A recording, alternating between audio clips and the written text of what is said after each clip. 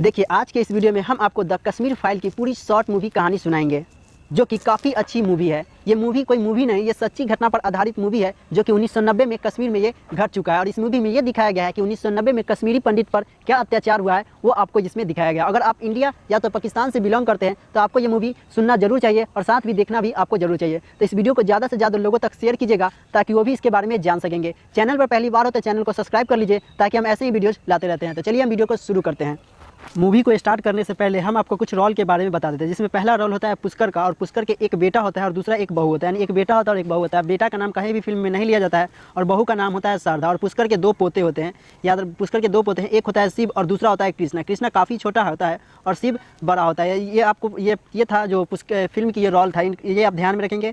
अब सीन जो स्टार्ट होता है शुरुआत होती है 1990 में, जहाँ यहाँ पर जो पुष्कर का जो पोता होता है शिव, वो क्रिकेट खेल रहा होता है और वहाँ पर एक रेडियो रखा होता है। उसमें रेडियो में सचिन का नाम चल रहा था, जो कि सचिन काफ़ी अच्छा अपने क्रिकेट मैच में परफॉर्म कर रहा होता है। और यहाँ शिव भी काफ़ी अच्छा परफॉर्म कर रहा होता है, इसीलिए वो सचिन का नाम चिल्ला करके ले लेता है। तो उसके बाद क्या होता है कि एक हिंदू क्रिकेटर का नाम सुनते ही कुछ मुस्लिम लोग वहाँ पर आ जाते हैं और शिव को वहाँ पर मारने लगते हैं। तो तब उसी समय उसका शिव का दोस्त अब्दुल आता है, जो शिव का दोस्त होता है, उसे वहाँ से बचा करके जैसे तैसे निकल जाता है। और इसके बाद ये सीन यहीं पर समाप्त हो जाता है। नेक्स्ट सीन में हम देखते हैं फरूक अहमद दर को, जिसका फेक नेम होता है बेट्टा कराटे। ये बेट्टा कराटे पूरे कश्मीर में आतंक मचा रहा होता है, यानी कहने का अर्थ है कि पूरे कश्मीरी पंडित के साथ अत्याचार कर रहा था, उन्हें रहने का हक छीन रहा था। यानी वो जो जिस जगह पर रह रहे थे वहाँ से उन्हें भगाया जा रहा था। और जो भी हिंदू यहाँ पे लोग थे, यानी कश्मीरी हिंदू पंडित थे, उन्हें जबरदस्ती कलमा पढ़ाया जा रहा था, उन्हें वीट खिलाया जाता था और हिंदू से मुस्लिम होने के लिए उसमें बोला जा रहा था। वो अगर ऐसा नहीं करते थे उन्हें गोलियों से मार दिया जाता था। और ये सीन यहीं पर समाप्त होता है। और नेक्स्ट सीन में हम नेक्स्ट सीन में देखते हैं कि पुष्कर का जो पोता होता है शिव, वो काफ़ी समय से बाहर खेलने गया होता है और काफ़ी देर से घर ना आया होता है। इसी कारण जो पुष्कर होता है अपने पोते कृष्णा इसको स्कूटर पर बैठा करके उन्हें लाने गया होता है। तभी वहाँ पर बिट्टा कराटे जो होता है वो पुष्कर के घर आता है। और बिट्टा कराटे को आते देख पुष्कर की जो बेटा होता है उसे आते देख अपने घर वो क्या करता है कि ऐसे में वो डर जाता है और एक अनाज के ड्रम में छिप जाता है। तभी उसका जो एक पड़ोसी होता है वो उसे बता देता है, बिट्टा कराटे को बता देता है कि वो अनाज के ड्रम में छिपा हुआ है। और वो पड़ोसी वही होता है जो अब्दुल जो होता है, वो अब्दुल जो शिव का जो दोस्त होता है अब्दुल, उसी के जो पिता होता है, वही पड़ोसी उसे बता देता है। और उसके बाद बिट्टा कराटे वहाँ पर जाता है और पुष्कर की बेटे को गोली मार देता है उसके पत्नी शारदा के सामने, यानी उनके पत्नी होती है शारदा, यानी पुष्कर की बहू के सामने ही उसे गोलियों से मार देता है। तभी वहाँ पर पुष्कर आ जाता है और पुष्कर काफ़ी ज़्यादा दुखी हो जाता है। उसके बाद क्या होता है कि जो बिट्टा कराटे होता है वो शिव पर गन तान करके ऐसा बोलता है शारदा को कि तुम अगर सड़े हुए, यानी एक सड़े हुए जो पुष्कर की बेटे के जो खून बह रहा था उसमें एक सड़े हुए चावल को उठा करके शारदा को देता है। अगर तुम ये शारदा को से ऐसा बोलता है कि तुम अगर इसे खा लोगे तो तुम्हारे बेटे की हम जान बच देंगे, वरना इसे मार देंगे। तभी वहाँ पर क्या होता है कि वो सीन वहीं पर समाप्त होता है, यानी शारदा के फेस पर वो समाप्त हो जाता है। वहाँ पर ये नहीं दिखाया जाता है कि शारदा ये अनाज खाया या नहीं खाया। अब नेक्स्ट सीन में हम क्या देखते हैं, और ये सीन यही शारदा के फेस पर समाप्त हो जाता है प्रेजेंट का, जिसमें कश्मीर को दिखाया जाता है और कश्मीर में एक ब्रह्मदत्त को दिखाया जाता है और उसके पास मिलने आने वाला होता है कृष्णा, वही पुष्कर का पोता कृष्णा मिलने आने वाला होता है, जो कि अब दिल्ली में रहता था। और पुष्कर की भी मौत हो गई थी तो उसके अस्थियों को लेकर के ब्रह्मदत्त के पास आना होता है, क्योंकि जो पुष्कर होती है वो पुष्कर जो होता है वो ब्रह्मदत्त का काफ़ी अच्छा मित्र होता है। तो कृष्णा जो था वो उनके अस्थियों को लेकर के आने वाला होता है ब्रह्मदत्त के पास। और हम आपको पुष्कर के दो और मित्र के बारे में जैसे कि बता देते हैं नीचे में।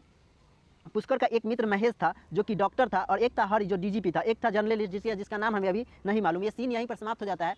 और नेक्स्ट सीन में हम क्या देखते हैं कि नेक्स्ट सीन होता है प्रेजेंट का, जो कि कृष्णा के कॉलेज में शिफ्ट होता है। और वहाँ पर एक कॉलेज का एक प्रोफेसर होता है जिनका नाम होता है प्रोफेसर राधिका। वो अपने स्टूडेंट को 370 के खिलाफ भड़का रही होती है। हम आपको ये बता दें कि यहाँ पर जो प्रेजेंट का टाइम है इसमें 370 को हटाया जा चुका है, यानी यहाँ पर 370 को हटा दिया गया। तो इसी कारण प्रोफेसर राधिका जो होती है वो अपने स्टूडेंट को 370 के खिलाफ भड़का रही होती है। और तभी वहाँ पर कृष्णा आ जाता है तो कृष्णा को भी यही सारा बात बोलता है, यानी जो प्रोफेसर राधिका होती है यही सारा बात बोलता है और उसे भी 370 के खिलाफ ही बोलता है। और उसके बाद ये भी बोलता है कि कश्मीर में किसी भी कश्मीरी पंडित के साथ अत्याचार नहीं हुआ था, वो अपने मर्जी से भागे थे और उन्हें जो मारने वाला था वो आर्मी ऑफिसर था। और ऐसा करके कृष्णा को यूनिवर्सिटी प्रेसिडेंट इलेक्शन में भाग लेवा देती है, यानी उन्हें प्रेसिडेंट इलेक्शन में खड़ा होता है कृष्णा। उसके बाद प्रोफेसर राधिका के साथ हो जाता है कृष्णा, क्योंकि उसको ये पता नहीं था कि कश्मीर में उनके माता पिता के साथ आखिर हुआ क्या था। और ये सीन यहीं पर समाप्त हो जाता है। और नेक्स्ट सीन में हम क्या देखते हैं, नेक्स्ट सीन शिफ्ट होता है 1989 में, जो कि 1990 का जस्ट एक साल पहले का सीन होता है। यानी जो मूवी की स्टार्टिंग हुई थी 1990 की कहानी को दिखाया गया था, उसी के जस्ट एक साल पहले की इसमें कहानी को दिखाया जाता है, जहाँ पर कश्मीर में ब्रह्मदत्त होता है और ब्रह्मदत्त के पास पुष्कर हेल्प के लिए आता है। पुष्कर किस लिए आता है, तो अपने बेटे और कश्मीरी पंडितों के हेल्प के लिए आता है, क्योंकि उसके जो बेटा होता है, जो बेटे को बिट्टा कराटे जो होता है वो मारने की धमकी देता है और कश्मीरी पंडितों के साथ अत्याचार कर रहा था, इसीलिए वो पुष्कर जो होता है वो ब्रह्मदत्त के पास हेल्प के लिए आता है। तो यहाँ पर ब्रह्मदत्त क्या बोलता है कि हम उसके लिए सिक्योरिटी का इंतजाम कर देंगे, तो ऐसा वो बोलता है ब्रह्मदत्त। उसके बाद यहाँ पुष्कर यहाँ से चला जाता है और रास्ते में एक सब्जी वाला से सब्जी खरीदता है, और सब्जी वाला से एक सब्जी खरीदता है, तो उसके बाद पुष्कर उसे 100 रुपये इंडिया करेंसी, 100 रुपये का इंडियन करेंसी देता है। उसके बाद पाकिस्तानी करेंसी, उसके बाद जो सब्जी वाला आता है उसे पाकिस्तानी करेंसी देता है। तो वो पुष्कर होता है वो बोलता है कि मुझे इंडियन करेंसी चाहिए, तो वो सब्जी वाला ऐसा बोलता है कि तुम जिस कंट्री में रहोगे उसी कंट्री का करेंसी लेनी पड़ेगी। यानी वो लोग ये मान चुके थे कि अब पाकिस्तान का भाग कश्मीर है, इंडिया का भाग नहीं है। ऐसा वो सुनने पर, यहाँ पर ऐसा ब्रह्मदत्त सुनने पर क्या करता है कि वो पुलिस को बुला देता है और सब्जी वाले को जेल में डाल देता है। और इसके बाद ये जो सीन है यहीं पर समाप्त हो जाता है। और नेक्स्ट सीन में हम क्या देखते हैं कि ऐसे ही हम नेक्स्ट सीन में देखते हैं कि ब्रह्मदत्त कहीं जा रहा होता है और वो रास्ता में ये देखता है कि कुछ मुस्लिम महिलाओं, हिंदू महिलाओं के खाने का सामान फेंक रहा होता है, और यहाँ पर ब्रह्मदत्त कुछ नहीं कर पाता है। और उसके हालांकि वो पीएम से इस पर बात करने की भी कोशिश की थी, लेकिन वो पीएम ये बोलता है कि हमें कश्मीर के सीएम से काफ़ी अच्छा दोस्ती है, अगर इस पर कुछ एक्शन लेता है तो उसकी दोस्तियों में त्रुटि हो सकता है, और ऐसा बोलकर वो निकल जाते हैं। और ये सीन यहीं पर समाप्त होता है। और नेक्स्ट सीन में हम देखते हैं कि ऐसे ही हम नेक्स्ट सीन में देखते हैं ब्रह्मदत्त के पास के घर को, जहाँ पर एयरपोर्ट होता है और एयरपोर्ट पर कुछ ऑफिसर और हिंदू लोग खड़े होते हैं। वहाँ पर फ्रीडम फाइटर यानी स्वतंत्रता सेनानी आते हैं और इन्हें शूट करके मारने लगते हैं। तभी वहाँ पर ब्रह्मदत्त आता है और उसे ये देखा नहीं जाता है, तो ब्रह्मदत्त वहाँ के सीएम से मिलने जाता है, तो वहाँ के सीएम उसे खुद ही जिम्मेदार ठहरा देता है। तभी वो ब्रह्मदत्त वहाँ पर देखता है सामने की बिट्टा कराटे खड़ा है, अर्थात वो ये देखता है कि जो कश्मीर के जो सीएम है उसके सामने बिट्टा कराटे खड़ा है। इसका ये निष्कर्ष निकलता है कि कहीं ना कहीं बिट्टा कराटे और कश्मीर के सीएम आपस में मिले हुए हैं। फिर भी यहाँ पर क्या होता है कि ब्रह्मदत्त अब यहाँ पर कुछ नहीं कर पाता है, क्योंकि पूरी पॉलिटिशियन जो बिट्टा कराटे के साथ है, यहाँ पर फिर ब्रह्मदत्त कुछ नहीं कर पाता और ये सीन यहीं पर समाप्त होता है। और नेक्स्ट सीन में हम देखते हैं कि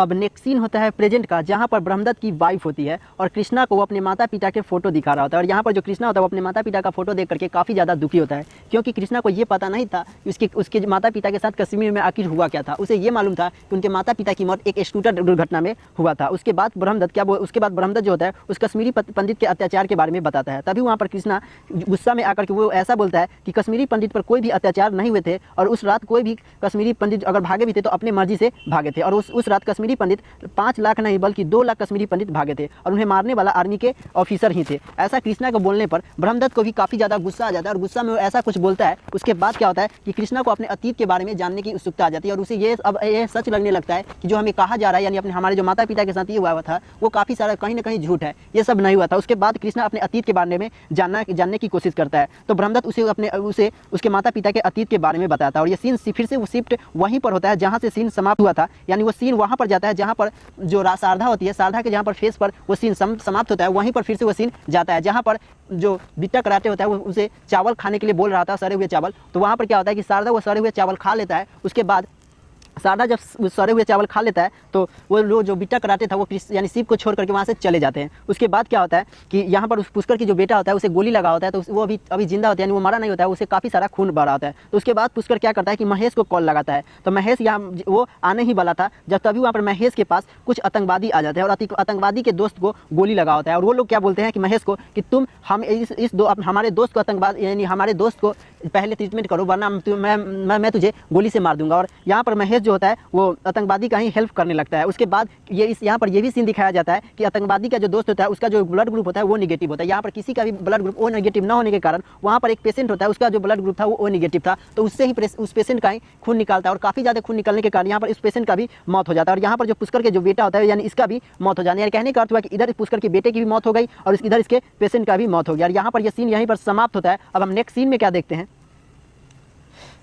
अब हम नेक्स्ट सीन में देखते हैं कि पुष्कर जो है वो अपनी बचे हुए फैमिली के साथ भाग जाता है, और वो किसके साथ भागता है तो अपने दोस्त जर्नलिस्ट के साथ भाग जाता है। और उसका जो दोस्त होता है जर्नलिस्ट ऐसे लोगों के पास ले जाता है जहाँ पर और सारे कश्मीरी लोगों को हेल्प मिलता था। एक ऐसा आदमी था जो बहुत सारे कश्मीरी पंडित भागते थे तो उसकी वो हेल्प भी करते हैं, तो वहाँ पर और सारे लोग पहले से भी कश्मीरी पंडित थे। और उसके बाद पुष्कर और पुष्कर की बची हुई फैमिली वहाँ पर चले जाते हैं, और वहाँ पर वो लोग एक साथ में भारत माता की जय बोलते हैं। और ये वो लोग भारत माता की जय धीमी आवाज़ में इसलिए बोलते हैं क्योंकि अगर वो जोर आवाज़ में जोर से अगर भारत माता की जय बोलते तो इस पर भी उसे मारा जा सकता था। तो ये सीन यहीं पर समाप्त होता है। और नेक्स्ट सीन में देखते हैं कि सीन में हम देखते हैं ट्रक को, जिसमें पुष्कर और पुष्कर की बची हुई फैमिली जा रहे होते हैं, यानी कश्मीर को छोड़ करके जा रहे होते हैं। तभी वहाँ पर खिड़की से बाहर देखते हैं वो लोग, तो वहाँ पर जो इससे पहले जो रहने का स्थान दिया था यानी हेल्प किया था उसका लाश देखता है, और उसके बेटे का लाश टांगा हुआ एक पेड़ पर देखता है, और वो लोग काफ़ी ज़्यादा दुखी आ जाता है इस बात को देख करके। और ये सीन फिर से यहीं पर समाप्त होता है। और नेक्स्ट सीन में हम देखते हैं कि पुष्कर अपनी आँखों का नेक्स्ट सीन में हम देखते हैं कि पुष्कर अपनी आंखों का इलाज करवा रहा होता है, क्योंकि वो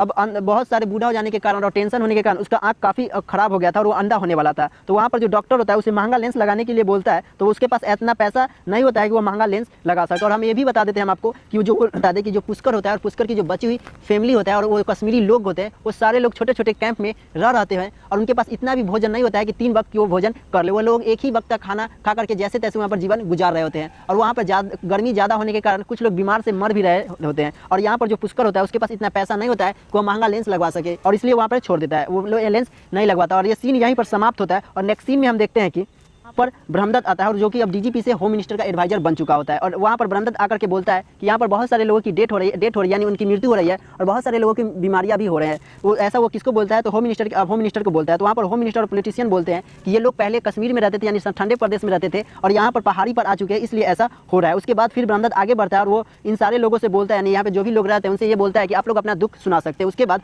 यहाँ पर पुष्कर आता है और पुष्कर एक बोर्ड लिए होता है और उस बोर्ड पर लिखा होता है रिमूव आर्टिकल 370, यानी आर्टिकल 370 को हटाया जाए। और यहाँ पर बार यही बात वो बोल रहा था। और जो यहाँ पर जो पुष्कर होता है उसकी आंखें काफ़ी जाना खराब हो जाने के कारण यहाँ पर ब्रह्मदत्त को वो पहचान नहीं पाता है। उसके बाद यहाँ पर जो होम मिनिस्टर होता है वो काफ़ी कुछ भी यहाँ पर नहीं बोलता है और यहाँ से होम मिनिस्टर चले जाते हैं। उसके बाद क्या होता है कि ब्रह्मदत्त